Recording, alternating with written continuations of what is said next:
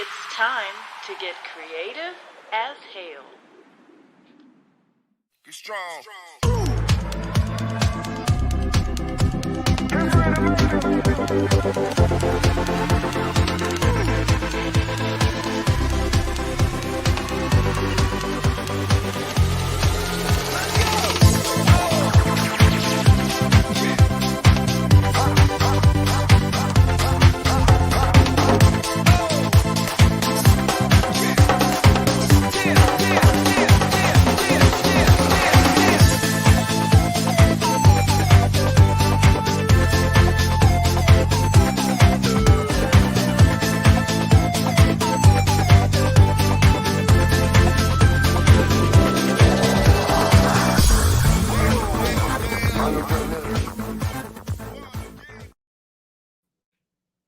Hey everybody, and welcome to Creative As Hale. I'm your host, Amy Hale. Unfortunately, my co-host and husband, John, cannot be with us tonight, but he will be back when we return for the new season. So we're looking forward to what's coming next.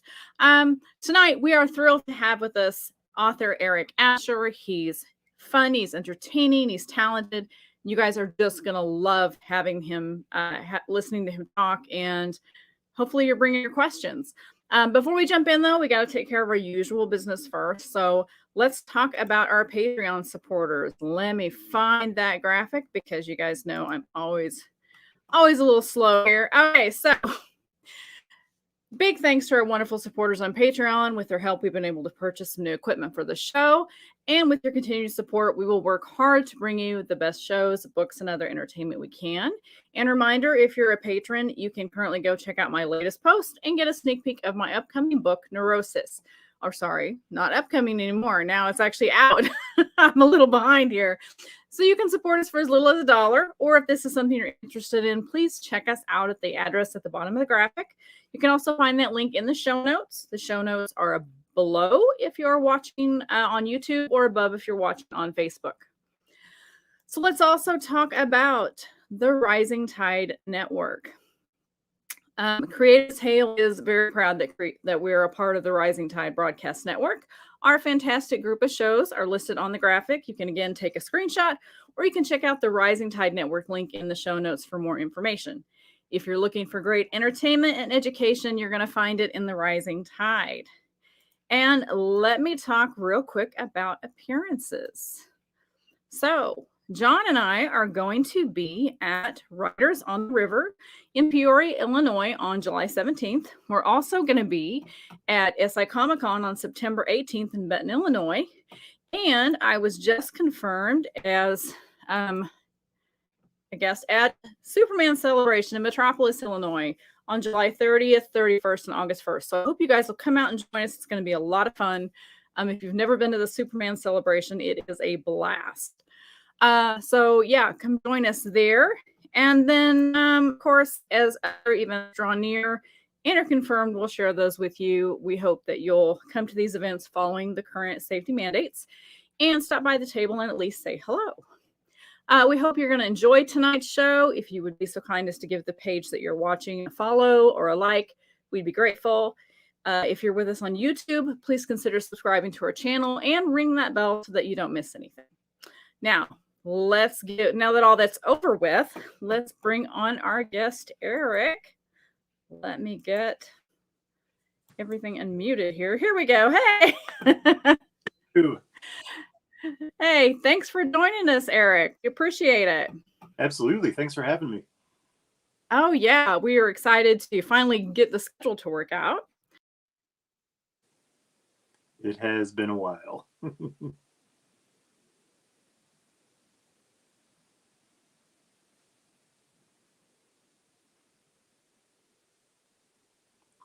Did we lose you, Amy?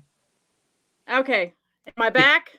All right. You're back. I have a new mouse that has one of those buttons on the side that I'm learning backs you out of everything. So I'm going to have to stop messing with that button. Oh my gosh. Okay. So that's new. All right. So Carl's here. Hi, Carl. He says, hello, everyone. And Carleen, hello, Amy. And John, welcome, Eric. Unfortunately, John's not with us. But he's with us in spirit. Carl says, nice ad. Thank you, Carl. Very cool ad. Thank you. And oh, look who's with us. It's Annalisa Grant. She said, squee, it's the Eric Asher. The Lisa, nothing but trouble. The Annalisa, yes. And love and miss that dude. Yes, it is so great to get to catch up with you. Because it's been a while since we've seen you. Obviously with 2020, everything's been all out of whack. I think we all feel out of sync. But has it been good for your writing? The first half of 2020, not so much. I think like a lot of people, there's just a lot of stress, a lot of uncertainty, which took a real toll on the creativity. Yeah. But second half to last third of the year was extremely productive. It's just like at the point where it's like, well, writing is a really good escape too, so let's dig into this. Yeah. So by the end of 2020, I think altogether, all said and done, I wrote about 5 books. So wow, yeah, that's amazing. So did you finish up the Vesic series? I'm still getting caught up. So Vesic, it's the story arc that I was working on is finished off. So basically there's the first 8 main books, and then there's a spin-off series called The Books of the Dead that kind of follows all the characters as they try to resolve what happens at the end of book 8. And okay. Coming up at the end of August, we'll get back to the point of view that folks are a little more used to. Okay. Yeah. Guys, if you have not read his Vesic series, it's fantastic. It's one of my favorite series. I think I have all of them signed. If not, I might be missing 1 or 2, but I'll definitely remedying that next time I see you. Right. Yeah, and they're great audiobooks, you guys. Now 1 through 8 is narrated by William Defree, right? Defrees, yep. Am I saying that right? So, and then of course, unfortunately, he passed recently. That's correct, right? Yep. So you've had to kind of change it up a bit with your other audiobooks. Now, are these the Books of the Dead? Are they on audio yet? They are. All of the Books of the Dead are on audio, and they were recorded by Erin Moon. And Erin was amazing to work with. She has a huge dynamic range, and one of the reasons I wanted to work with a female narrator is because the Books of the Dead, most of them are from the point of view of one of the female characters. So we get a lot of point of view of Vicky, we get Sam and Nixie and Zola, and it just worked out really well. And like creatively, it was fantastic. Awesome. From the time that the pandemic hit, trying to release a whole bunch of audiobooks and not so great. Yeah. Well, I'm looking forward to it because I know, like, I've read the books, but I also love the audiobooks. Your narrators have a knack of just bringing the characters to life. And so it's probably also my favorite set of audiobooks that I have because it's just so much fun to listen to. So let's see, you sent me this one, Dreams of the Forgotten Dead. So what is this? So this will be Vesic 19. Actually, this will be the 19th installment. And this, spoiler, as you can see, Damien is back. So yeah. Well, that's great because I love Damien. He's such a fun character. Yeah, and he's a lot of fun, right, too. It's like I can't really be sarcastic and blunt with people in real life, so he's a good outlet. Yes, absolutely. Yeah, so that's kind of what I love about some of the characters that we get to write is that we can say and do things that they can get away with and we can't, and it lets you just kind of get things out there a little bit. It's really good therapy. Yeah. Definitely.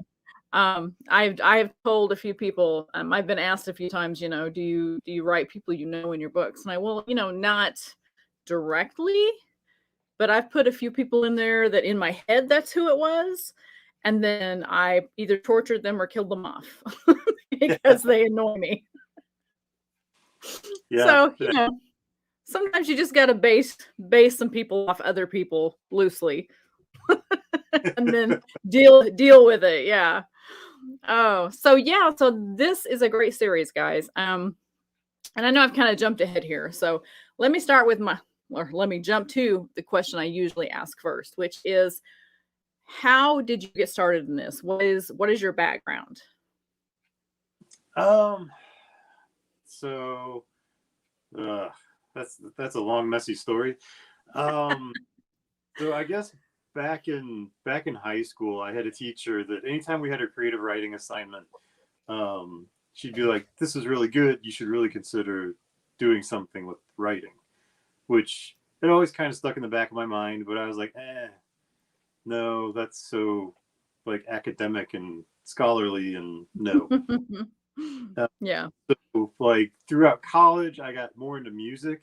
I grew up playing the cello too, so I got more into like rock music and started a band or three, and did that for a few years. And that was kind of my creative outlet at that time. And writing kind of just went away for a while. After I realized I probably wasn't going to be a rock star, I got a job at a bookstore and just did a lot of reading and really enjoyed reading again and kind of found that after a long time away from it. And I guess five-ish years after that, I got like my first idea, and was kind of like, wow, this would be a really neat book. And I wrote that from, I guess, 2005 to 2007. Took a couple years. It was a huge book, like 250,000 words. It is in a drawer. It will never see the light of day. It was such a train wreck, but it was a great learning experience. But what I ended up writing after that was the start of the Vesic books. So cool. that came along and sat in a drawer for a while.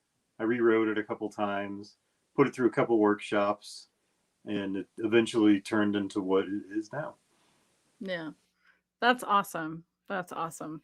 Yeah, it's funny how sometimes we look back at the stuff we first worked on. And I know my first book was actually written in a notebook in high school. I tried my hand at horror because I was a huge Stephen King fan. And Yeah. I don't know what happened to it. I'm sure that I probably threw it away or burned it, because even at that age, I realized how terrible it was. And I didn't want anyone to ever read it. So yeah, I kind of wish I still had it so that maybe I could pick at it a little bit, maybe do something new and better with it. But lesson learned. But 250,000 words, wow, that's a lot.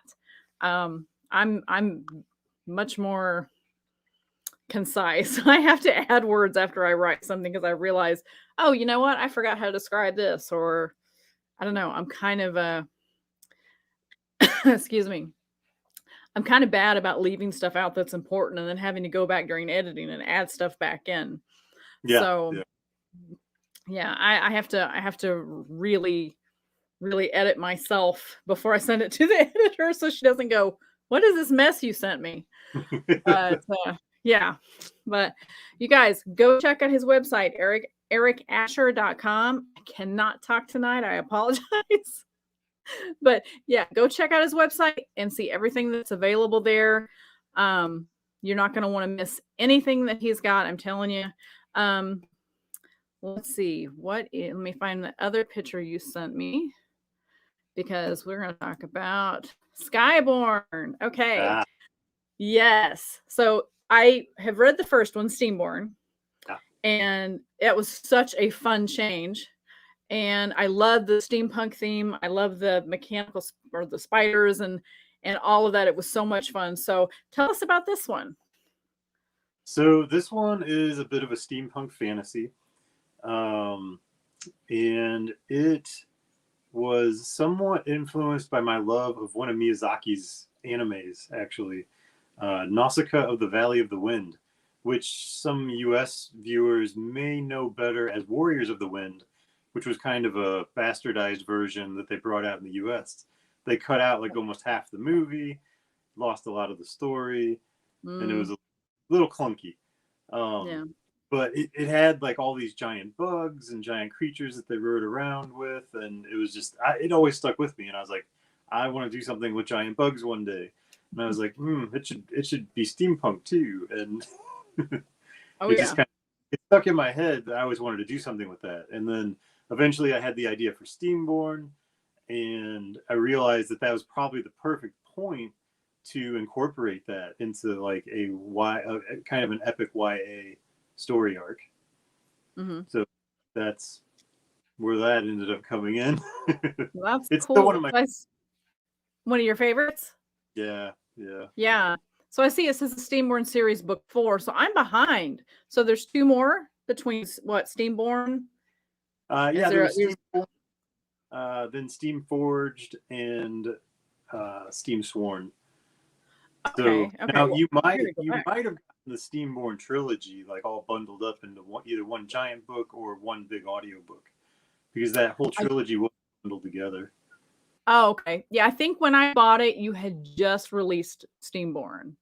So I don't think the other ones were ready yet because that's the only one I remember is the first book.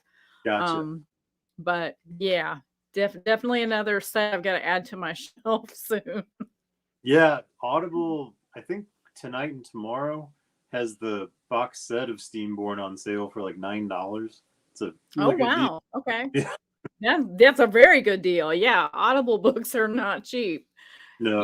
So you guys go check that out, especially if you like audiobooks. Go grab this box set while it's available. Let's see here. Carl says, I'm the same way. I write too short. Journalism class ruined me. Yeah. You're told to be concise and get the facts out there, and then you kind of end up not putting enough in when you're doing fiction. Let's see here. Okay, so this is going to be a weird question, but you have the Vesic, you have Steamborn. There's another one, Mason Dixon. Yep. Am I saying that right? Okay. You are. Yeah. Yes. Okay, so tell us about that one. So Mason Dixon is a bit like Fantastic Beasts meet Crocodile Hunter in the backwoods of Missouri. It's cool. It's a lot of comedy, and it's bound up in a lot of traditional Missouri folk tales. So like there's a lot of weird monsters in there that they're either hunting or trying to relocate and rescue. And a lot of these things are like, people are like, how did you come up with this? I'm like, it's literally an old Missouri folk tale. Like, I know it's incredibly bizarre and weird, but that's a traditional story out of like, the really remote parts of Missouri, which was a lot of fun to dig into. I bet it would be. Yeah, I bet that would be. And it makes me, I started to write a story once about, and I don't know if this is everywhere, but I grew up in Oklahoma. So I started to write a story once about Deer Woman. Now, I don't know if that's something that everybody's heard of, but it was a really scary folktale when I was growing up. I was terrified of Deer Woman. So as an adult now, I keep thinking, man, what could you do with that story? That could be a lot of fun. So, and you like to put your local stuff in there because, like with the Vesic, it's based in St. Charles, Missouri, or most of it anyway. That's where his business is and where he's located. And then you put the what is the name of the bird that's a legend? The Piasaw bird. Yeah. Yes, the Piasaw bird. You have that in there, which I thought was a cool little nod to, again, because isn't there a cliff or something that has that painted on it somewhere down there? It's over in Alton, Illinois. No, it's not the original. It's not the original one. The mining companies tore down the original one decades ago, but they eventually restored it and put one up that's as close to the original as was documented. But yeah, there's a lot of history lost to the mines over there. Oh, I imagine there would be. And Alton has an interesting history anyway. Just like with over here where we're at, Heron, Illinois has some interesting history. That's I got to dig into it when I was looking for something else, and I was amazed at how many mobsters were in this area at one point. And there's all kinds of crazy stories about this area. And I just, matter of fact, they just tore down an old hotel that was built, I think, in the 40s or 50s, and they found a body in the concrete of the underneath the hotel. Wow. So Yeah, and that was just like a couple of weeks ago. So of course, writer's brain going through all these scenarios about where did this body come from, and of course my daughter and I were going back and forth on what if it was a mob hit, and they're like, oh, there's some there's some concrete, we'll just hide the body in there, or who knows. I know there was some like labor union stuff going on at that time too that was kind of violent. So you never know. Maybe somebody was just like, "Oh, we're working on this building. We'll just kick this body in there while we're at it." I don't know. It's crazy. Sometimes real life is crazier than fiction. But let's see. So, okay. So Carl says St. Charles, been there, very cool. Yeah, St. Charles is awesome. I love St. Charles. A lot of history. Yeah, a lot of history. And so where you base the double D at, that's the part of town that is like still got the brick streets. Is that right? Yep, it's Main. Yeah. It's like Main Street, 1 block away from the riverfront. It's okay. And it's all kinds of tours and stuff you can do there. Just so many boutique shops, which has always been one of the things I loved about it. Which is probably why I have Damien kind of has his own boutique shop down there, because it fit in with all the little antique malls, and it's a neat place. If you like to shop, like small shops, it's an amazing place. Some great restaurants too. Definitely worth a trip. Yeah, it's pretty cool. And let's see, we were there. Trying to think of the last time we were there. John and I were there for something just briefly, and I tried to kind of pinpoint where I thought the W might be if it actually existed, because I know it's like on a corner. So I kept thinking. Told John, I said, I think the double D would be right there, and he's like, "What are you talking about?" I'm like, "Eric's books." He's always wondering what I'm talking about. You just have to look at Frank's tree from the first book, because there is like a huge tree out in front of the shop. That, the tree was definitely the inspiration for what happened. That's awesome. That's awesome. Carl says the Paisa in Alton is a fake. Grr. Apparently, yeah. Let's see. Willow Schuyler's joined us. Good evening, everyone. Hi, Willow. Thanks for joining us. And let's see. Carl says, love that little street in St. Charles. We went to an event in the park by the river. Yeah. St. Charles has got a lot going on all the time. And there's always something going on. And there's some good food. Now, I know some of the places that we've gone to eat together, those were outside of that little area. Yeah. One of these days, I'm going to have to go onto Main Street and find a place and just and some of the ones that were in the book have already closed down. Others have changed ownership, and they're still excellent. Like the old Trailhead Brewery was bought out by Schlafly's. Okay. Yeah, the local. Yeah, how you say that? But yeah, it's still great. It still has a lot of its charm. So worth a stop. And then of course you've got like Llewellyn's is an amazing little Irish pub down there. And the Telania's Pizza Joint is still right across the street from the Double D. So if you find Telania's, the building across the street is where Death's Door is. Gonna know where that's at. Okay. Yeah, I'm gonna remember that. Next time we're in town, I'm gonna go look for it. Let's see. Carlos says the brewery on Main Street is awesome. It is. Let's see. And she said, love St. Charles, have to go back. Yeah, it is a cool place. It really is. Amy clicked her mouse again. I'm sure she'll be back momentarily.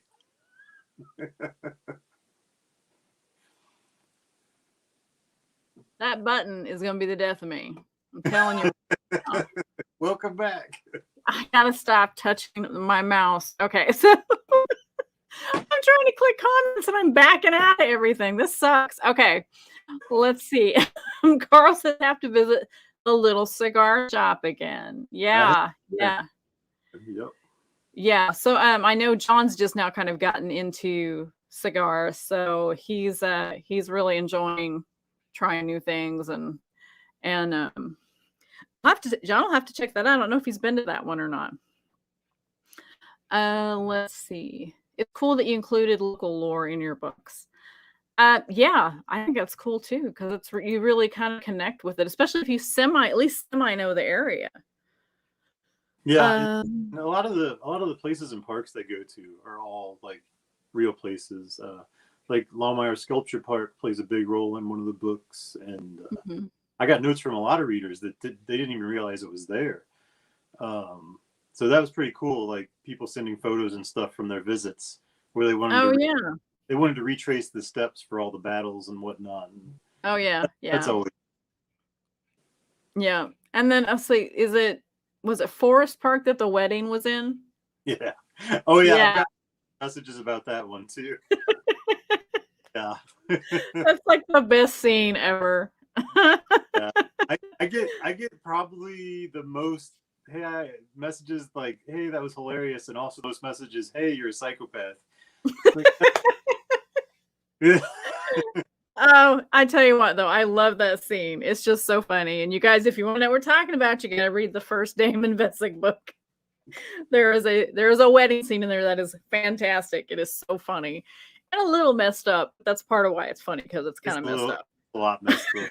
But you gotta remember, the guy's a necromancer, so he's gonna do things that the rest of us probably would not consider okay. Would never consider doing. Yes, he's a necromancer. There's vampires. There's essentially zombie. There's everything, you guys, in these books, and it's so much fun.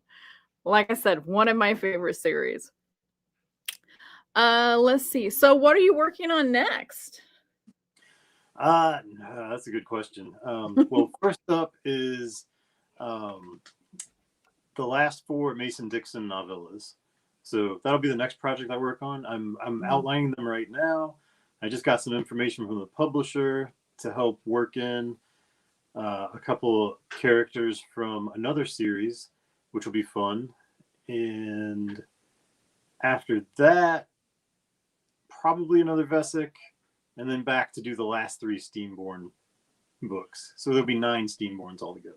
So. Okay, cool. Yeah, and how long all that will take, that's a whole other question. I don't. Yeah, I'm not good at. I tried to sit down. Well, in 2020, I thought, well, I've got time. I tried to sit down and plan out, like, I'll do this book here and this book here and this book here. And like you said, creative wise, like my brain just was not cooperating. My heart wasn't in it. I struggled for half the year or more. And then when I finally kind of felt like I was getting back into my own, then I realized none of that schedule was actually going to work. I had to scrap it and start over. And I got my book Neurosis done, or thought I had it done. And then the beginning of this year, I realized that I got some very important things very, very wrong. And I kind of had to start the entire thing over to make it right. So yeah, that was very painful. Yeah. And of course, I'm trying to hit this deadline and I'm panicking. And yeah, so it was, and I told my husband, I said, well, you know what, from here on out, I'm not announcing a book. I'm not even sharing a cover until it's done. That way I don't put myself in this position again. I've got a few friends that do it that way, and it works out really well. They also write insanely fast. So see, I don't. I'm a slowpoke. I really don't either. It's just it's my only job right now. So yeah, I just have a lot more time to sink into it. Although dictation did help me speed up quite a bit. So that's right. That's been really. And I know some people don't like it because it kind of changes the voice on the page, because the way a lot of people talk versus the way they type with their hands is drastic. Yeah. For me, I just kind of bounce back and forth. I would type 1,000 words, dictate 1,000 words, and go back, and eventually it's kind of mesh. I've found like a happy middle ground. So I definitely, my editor still flags a few run-on sentences from when I'm dictating, but it's a small price to pay. Yeah, well, especially if it really helps. I mean, I know Frank K. Morris has started using dictation, which he told me to tell you hello. Um, Right. and he started using it and was telling me that it also helped kind of speed up some of the work he was doing. And I've tried to do it twice, and both times it's like I hate hearing my own voice. And of Oh, course, I'm walking around the house like I'm talking to myself, put some and it's instrumental, like yeah, put that's some a good idea. instrumental Yeah. music, noise canceling headphones, and crank it up. And Okay. it That it seemed to totally help. cranks out. Yeah. Yeah, because I'm just here like I just feel like an idiot. And I'm the only one here and I still feel like an idiot walking around talking to myself, listening I'm to my own voice. I'm totally used to it when I'm the only one around. But like if someone else is nearby, I'm like, yep, I look like an idiot.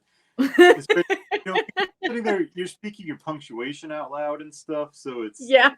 now the other problem, the unexpected problem I've picked up from dictating so much is if I'm leaving like a voicemail for someone, I will 9 times out of 10 start speaking the punctuation for what I'm trying to tell them, and I'm just like, stop. Yeah, it's funny what you get used to. When I used to teach preschool, and after being with, 4-year-olds all day, you just get in this pattern of speech where you explain things and things are very slow and concise. And I would come home and then I would be talking to John and he would be like, "I'm not one of your 4-year-olds. You don't have to explain it to me this way." I've had that same problem in my house. Oh yeah. I Yeah. used to work for like a tech consulting company, and some of the people that we would have to train were, let's say, not tech savvy. Mhm. And so it got to the point where it was like, okay, everything I do, everything I say has to be at a level that like a fourth grader would comprehend this. And sometimes it would be hard to turn that off. You Yeah. know, Yeah. they'd ask, somebody would ask you a basic question about like, hey, how do I connect to the Wi-Fi? Well, let's take this. It's like, Step yeah. 1. Yeah. Yeah. Step 2, I'm not an idiot. Thank you. Yeah. Yeah. Yeah, I did that one with John. I was telling him about something that was on a videotape.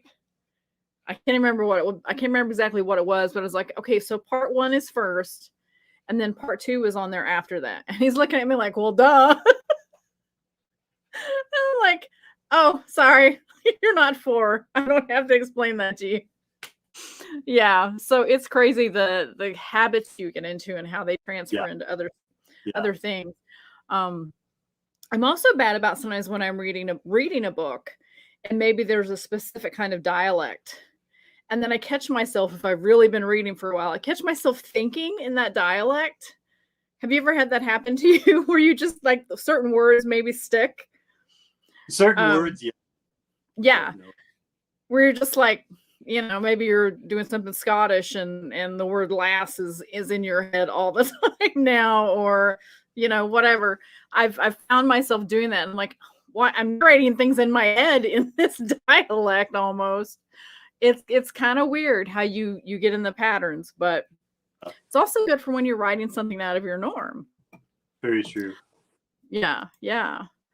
So let's see. So you guys, I'm going to put up the link again because I want to make sure that you guys go check it out. Let me find the right thing and not back out.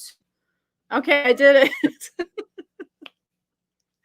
So where are you going to be next? Do you have any events coming up? Next year,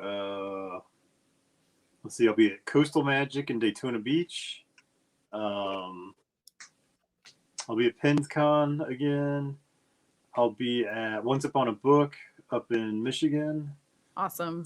And I will be at Book Bonanza in Texas,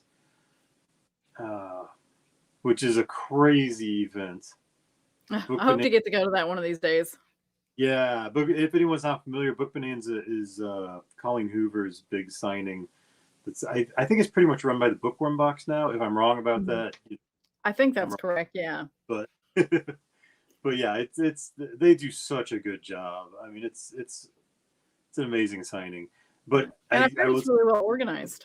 If you do not like very large, very dense crowds, that is not the signing for you. Yeah, it's crazy.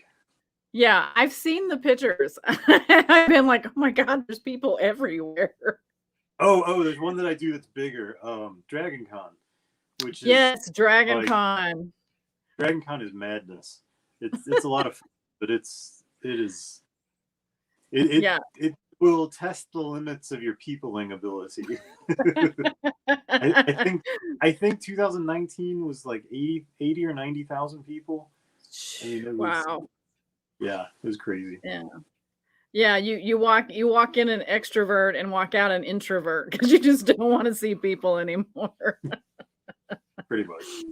Yeah. Also, we had Keisha Akef with us. Hello, beautiful people. Hey, Keisha, I'm glad you've joined us. Let's see. So you're going to be, and those are all next year, correct? All those new events Yes. will be 2022. Okay. Awesome. Well, I hope that as things start opening up and start clearing up, that people will be more comfortable coming out to these events. I know some people are going just because they just can't wait to get the heck out of the house after being locked up for over a year. I've done a couple this year that we did face masks and the tables were distanced, and it actually went really well. People were just, like I said, just excited to be out of the house.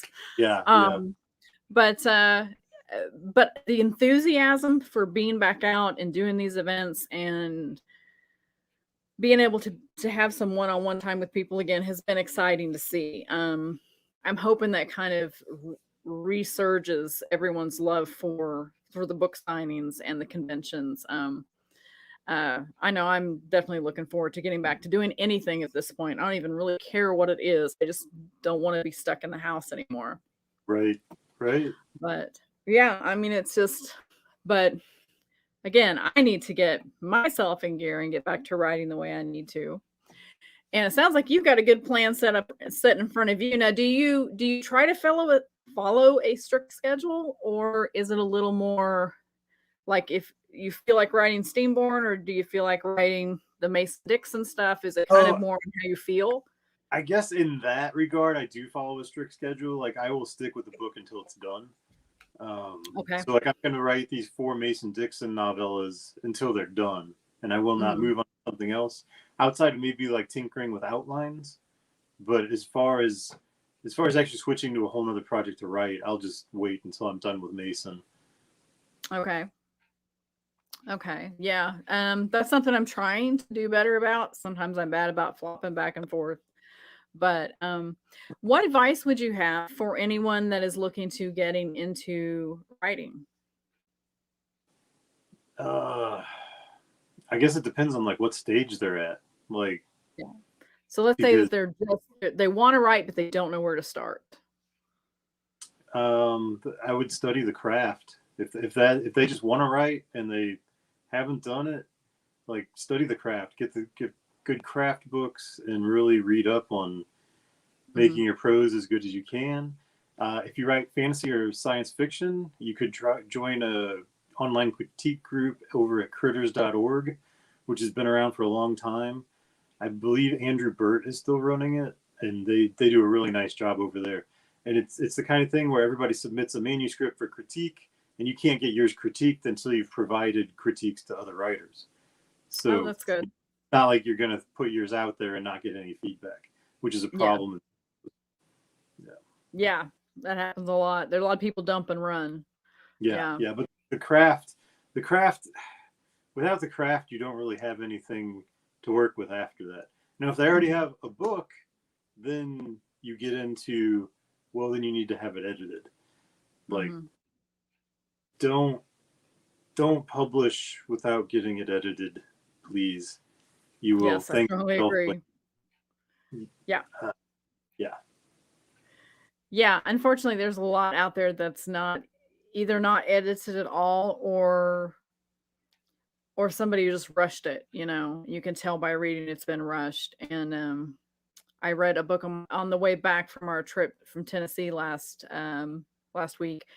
I read a book on the way. I had 6 hours. I had time to read. So I was like, finally, I'm going to get to something on my TBR.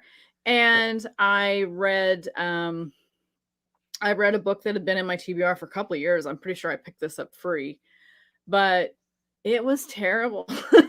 It was one of those where I kept pushing through thinking it's going to get better. It's going to get better. You know, I know it's going to get better. It's going to get better because it has some great reviews on it. But I don't know, by the end of it, I'm done. And John and I are not far from home. And he said, well, how was your book? I said, it was awful. And he goes, you just spent 6 hours reading an awful book. And I said, well, one, I hate not finishing something. So I still had to know how it ended. I said, but I said, I couldn't connect with the characters.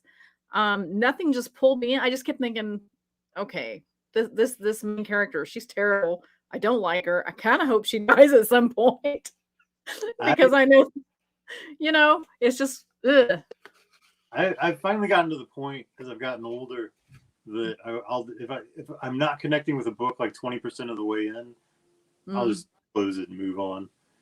And yeah, I need to do it. yeah, but a lot of times I'm like you. It's like, no, I have to finish this, and sometimes it's like, why did I do that? I spend so much time like just trudging through. Yeah. Just find something you enjoy and stick with that. Exactly. Yeah. I mean, like you said, if you're not connecting with it, find something you do connect with it. Well, like I didn't have probably 100 other books on my Kindle that I could have chosen from. It was just one of those where it's like, it's somebody I know, and I was excited to finally read something that was written, and then it was just like, oh, okay. Or that's the worst when it's someone you know, and then it's like, well, when they ask me, what do I say? What do I say? And I think carefully approaching it as, I'm not 100% sure the editor that worked on this was the best for your story, I think is a really good way to approach it. And like, it may be worth revisiting with someone else. Yeah. And this was a series. So I'm not compelled to go pick up like the rest of them because it just doesn't appeal to me. And like you said, you're like, oh, what do I say? Now, I don't know if this person even knows that I got her book. And like I said, I got it like 2 years ago. So I probably won't get asked about it. But it was one of those things where I was just like, oh, I can't wait to tell her I read it. Now I'm like, I'm not telling her I read it. I'm not going to say a word. Because I feel like if I can't say anything or at least leave a halfway decent review, I don't want to leave one at all. Now, like all of our author friends are going to be like, was it me? Yeah, they are. They're going to be like, oh my God, what did I write 2 years ago? You guys will just have to wonder, huh? Let's see, Carl. What was that? Just get your stuff edited and we won't have to have that conversation. That's right. Just make sure you have a good editor and just put out the best possible product you can. I mean, that's just the bottom line is especially if you're expecting people to pay money for what you've done, give them the best thing you possibly can. And now you grow and you learn as you write, and that's fine. But and I'm even going to go back. There's a couple of books I'm going to go back and I'm going to fix some stuff now because I kind of hate them now because I've learned so much since writing them. Yeah. I want to fix them. I want to make them even better. So let's see. Carl says, do you self-publish anything? So all of your stuff self-published, Eric? No, probably about 90% of it's self-published. So it's a variety, but probably the stuff that I'm best known for is all self-published. Okay. And you've done really well with it. Yeah. My audiobooks are independently produced. I work directly with the producers and narrators through ACS. Okay. Yeah. And a lot of people say, well, you can't make money self-publishing. You can't succeed. And there's so many examples like you of people that have been able to quit their day job. They're doing this full time. Doesn't necessarily mean it's easy, but you're doing it. You're making it happen. And of course, marketing plays a big part in that. And I know that you're really good with the marketing, which is something I'm terrible at, but I'm trying to learn. And it's something a lot of people don't want to do, which is a whole other issue. Yeah. Like I mean, it's not my favorite thing. If you don't want to do marketing, if you want to be full-time, you don't want to do marketing, you don't want to learn about marketing, you don't want to touch marketing, trad might be, or trad, if you're not familiar with the term, means traditional publishing. And that might be the better path if you don't want to learn more about the business side of, all of that. Yeah. Yeah, and that's a trade-off because, with traditional publishing, you sacrifice some creative control. There are some things that you sacrifice going traditional compared to indie. But Yeah. if you really want to go indie, you can do it. You just like you said, you've got to learn the business side. You've got to really, dig down and it's a changing landscape all the time. All the time. So, Like yeah. I'll have people tell me, "Hey, I attended one of your workshops 3 years ago," and I'm like, "Forget everything you heard in that and start over." It's like Yeah. it's just not the same Yeah. anymore. Start over. Yeah. That's one of the things about I've taken I'm a part of Mark Dawson's course. And I've been reading and I love that he's updating it. Yeah. And adding what's happening now and what's changed and what hasn't changed. And I'm not very far through it, but I love that I know whatever I'm reading, it's going to be the most recent thing. Yes. Like you said, because like whatever happened 3 years ago doesn't apply anymore. A lot of There'll that be stuff there'll be like basic things and basic functionality that's still good, but like overall strategies will change dramatically. Yeah, and you've got to kind of go with that ebb and flow, because popularity of things changes. Like sometimes people were all over Twitter, Facebook became really big. Right now, TikTok is a big thing. I notice people are using TikTok to promote their books, and I'm still trying to learn TikTok. I'm an old person trying to figure out TikTok, but it's friend, interesting. I think you might know her, Jessica Cage. I think she just hit like 90,000 followers on TikTok. Like huge. It's crazy. It's just unbelievable potential. And then there was another author a few weeks ago, or maybe even last month, where she did an intro to her book as if it was like the story of her life. And she's like, if you want to know how the story ends, go one click this. And it was brilliant. It was like so entertaining and just gripping. And she shot her title to like the top of the Kindle store for a couple weeks.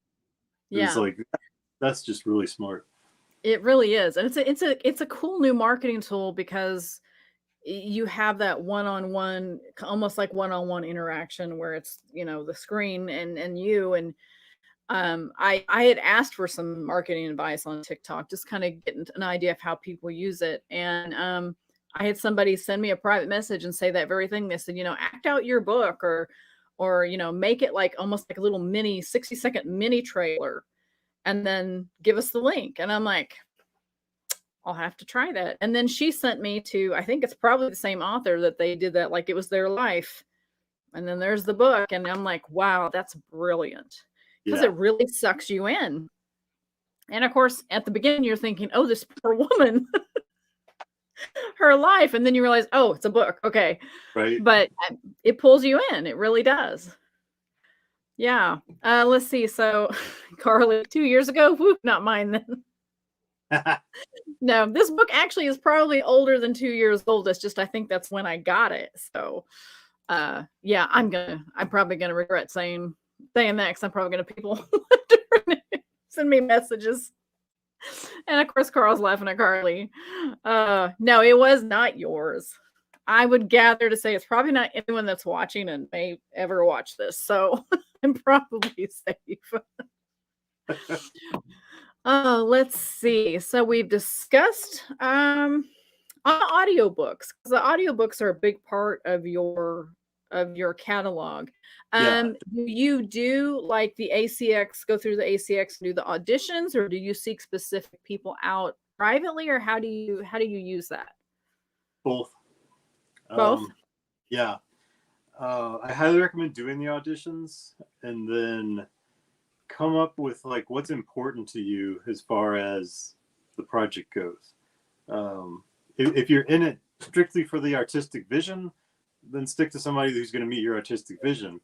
If you're in it to sell as many copies as you want, then try to separate yourself from strictly the artistic vision.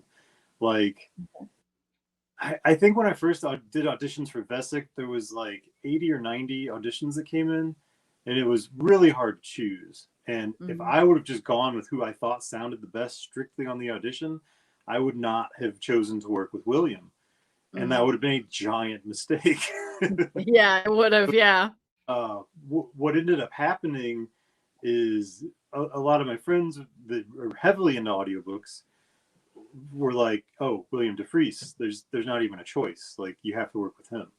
Because I let them listen to like my top 5 auditions, of which he was one of them, and they're like, "Yeah, there's not even a choice." And I didn't understand how big he was at the time. That was dumb. But the next time around, I got an idea of what people were looking for. So when I was auditioning for Steamborn, I had a better idea of what I was looking for in terms of I wanted to make sure the narrator had a platform already so that I wasn't building from scratch.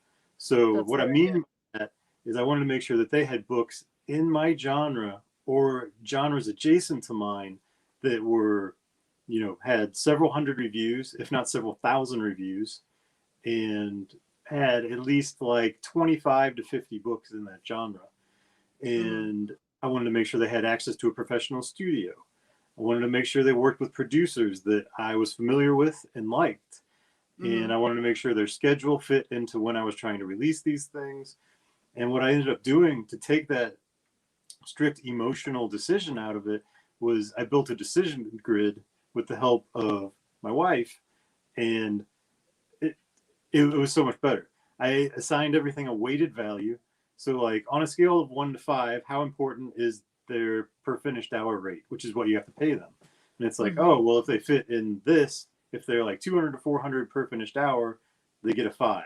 If they're like $1,000 an hour, they get a 1 because it's outside of my budget.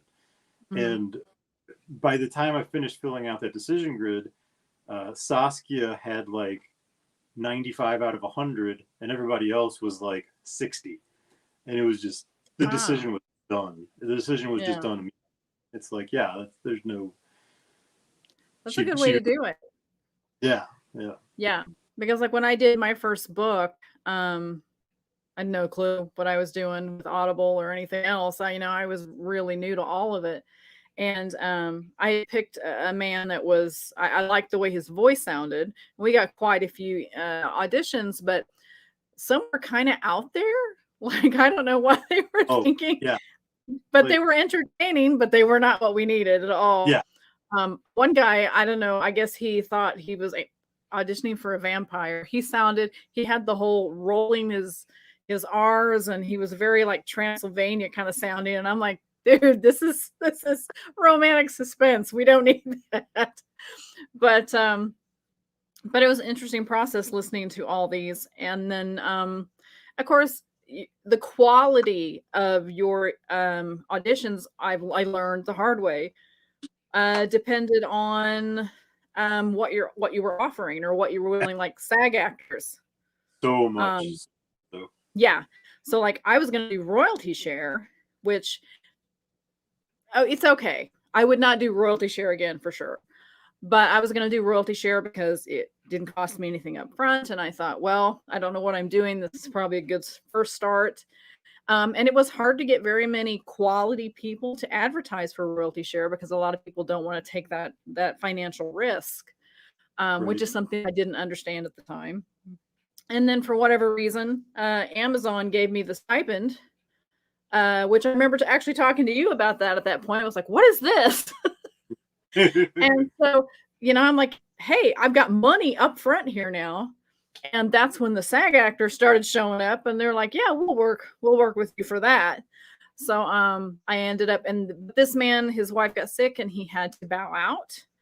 And I was really disappointed, but it ended up being a good thing because Julia Farmer was who did the audiobook for Ulterior Motives, and she nailed it. I felt like, and I don't know if I would have chosen her either if this other man hadn't, things hadn't changed. Right. So I felt like it happened the way it was supposed to.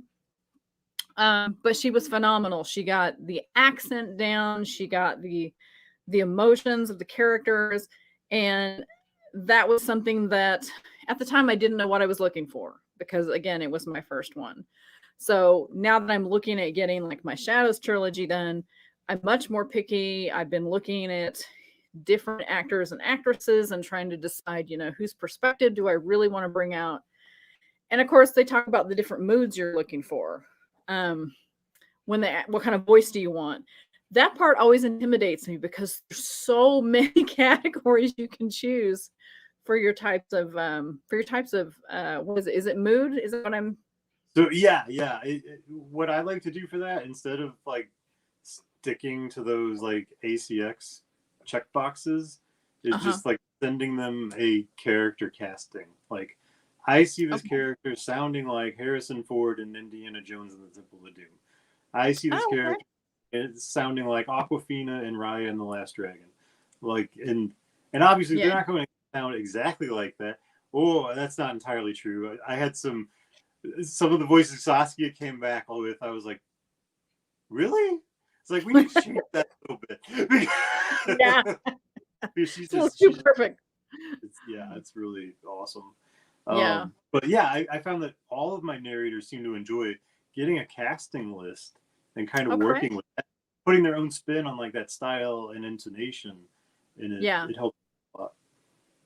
Yeah, that's a good idea. I'll have to remember that because I know, like, I was really intimidated by that long list of like, do you want, passive? Do you want excited? And I'm just like, oh my God. Well, I mean, parts of my book are excited and parts of it are sad. And, how do you pick one, So yeah, I like that idea. I will definitely have to remember that when I'm ready to do auditions.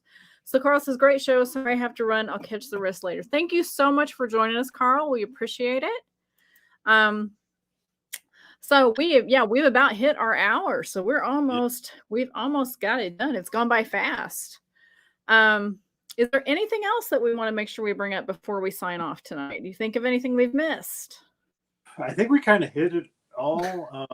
Skyborn comes out on next Tuesday, so that's coming real quick. Okay, so let's see, and that's let me grab that again. So guys, Tuesday, go get this.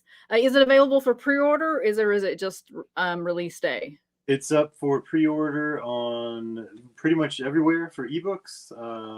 The paperback and hardcover are live, so if you order it now, you'll have it by release day. And the audiobook is also up for pre-order on Audible. Okay, awesome. So guys, go check this out. Go to his website, ericasher.com. His social media links are also in the show notes. So please make sure that you go look at everything he's got to offer. You're not going to regret buying an Eric Asher book. I guarantee it. And of course, he's just got a lot of knowledge to share. So look at everything, learn from what you read, because that's what I do. I like to read author friends that I know that know what they're doing, and I try to learn just from reading their books. You can learn a lot. Carly says, a great show. Thanks for stopping by, Eric. Yes. Thank you so much for joining us, Eric. It's been fun. And we're going to sign off now, but we're going to be bringing the show back in the fall, and we're thinking about maybe doing like some panel stuff. So maybe we can talk to you later about doing something again soon. Sounds good. And hopefully John can join us next time. All right. Well, we're going to sign off. Thanks again for joining us, Eric. And if you'll hang around for just a minute after I do all this stuff, we can chat afterwards. All right. All right. Thanks so much.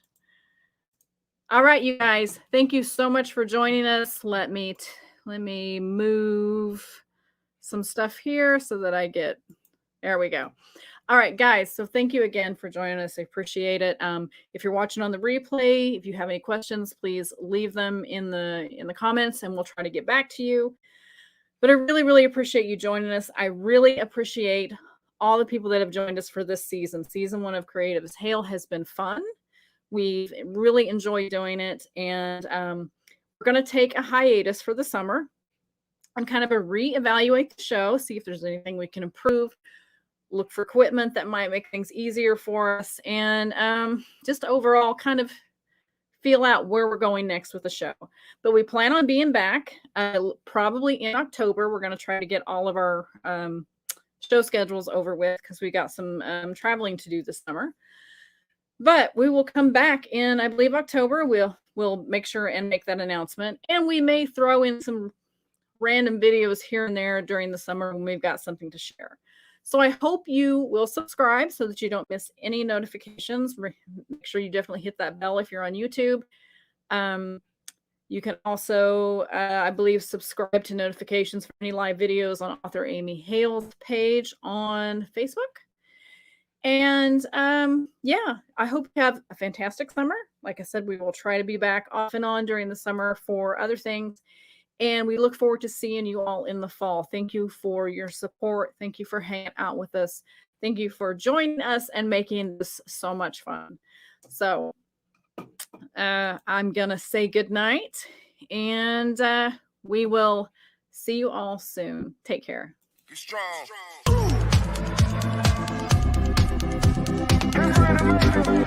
strong.